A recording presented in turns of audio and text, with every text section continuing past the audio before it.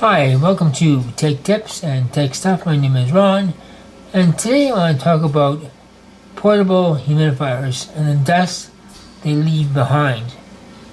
You notice the white on this phone here, especially the cord, cleans off quite easily. What causes this is using ordinary water in your humidifiers.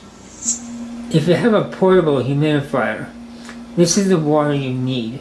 Either reverse osmosis or distilled. This water will leave no residue behind because there's no minerals in there. And that's what's causing it. You can't use Brita water because Brita water doesn't take out the minerals. And what's happening is the humidifier is atomizing these minerals, putting them in the air, and it gets all over everything.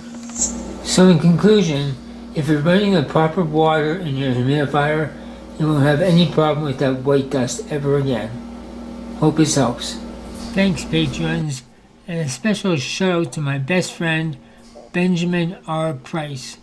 You can be here too. Link below.